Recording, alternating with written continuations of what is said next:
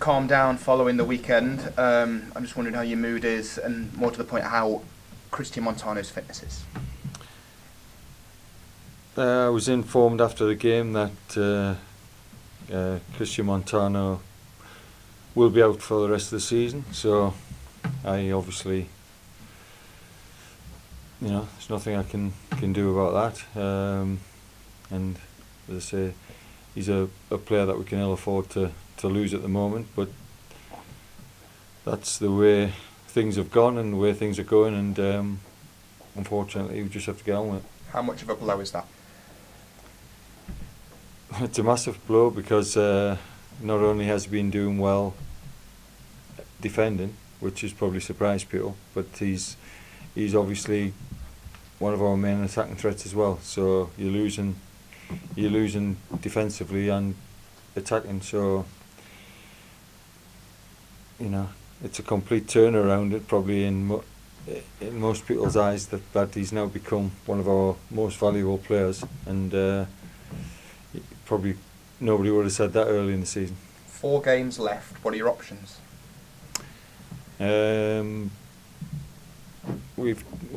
We will obviously, somebody's going to have to fill in at left back, and then we'll have to look for who's going to be the best equipped to do that. Kyle Howkins as well. He didn't make the game on Saturday. How's he looking? He obviously tried. He trained on Friday, but he felt his knee and it was still swollen, so he couldn't play on Saturday. And I think you keep asking me on a Thursday if we've got any injury problems, and I keep saying don't ask me till after Friday, because every time there's somebody, the team that you're going to start with on a Thursday is never the team that you end up playing on a Saturday. So we're only on a Monday at the moment, so we'll wait and see how the week progresses in terms of that. It's my fault, so I'll apologise for that straight away. A month of the season to go, just under. We've mentioned numerous times that apart from the signings made in January, it wasn't your squad. When do you start looking at your retained list? Look, I've got. I know which players I want to keep. Which players I want to let go. But again, we've got a lot of people who are on 2-year contracts, so that is something that we have to look at. And there's no way I can. There's obviously players that I would like to bring in, but until we're safe in this division, then obviously you can't be doing anything, because the difference of attracting players to football league and non-league is a totally different thing. So we can't make any plans. All our futures are in the balance, because we're fighting against relegation. When had you made your mind up who was staying and who was going? How long a process was that for you? Well, I think I've always said I've got no favouritism in the fact that you could argue that Christian Montano, in probably when he got booed off in a home game, was probably somebody that could have been surplus to requirements, but subsequently he's now shown what a good player he is, and that he can develop and become even better.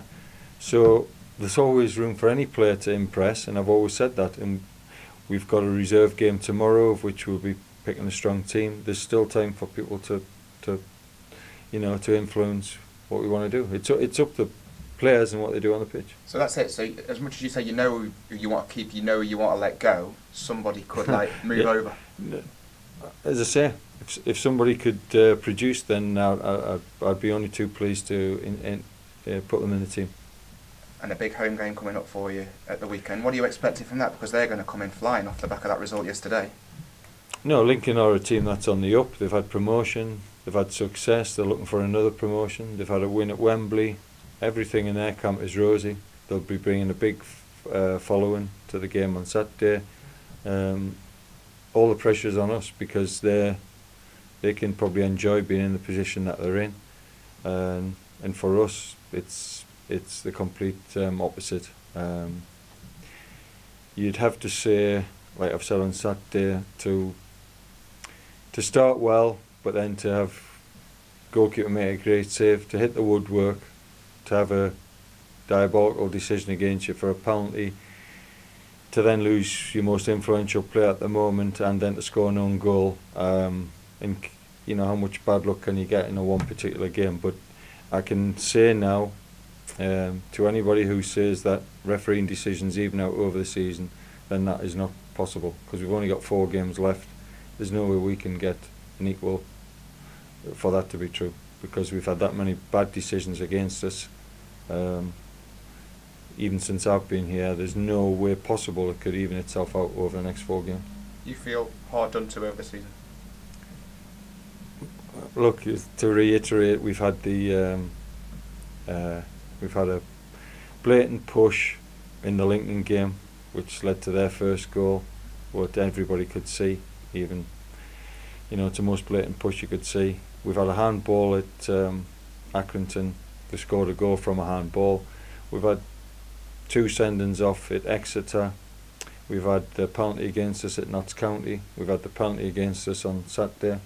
The list goes on and on, as well as other decisions in the game. So we're certainly not getting our share of the decisions. It's not, of course, we make mistakes ourselves as a manager, as a players, but you need to get your fair share of decisions on the pitch as well.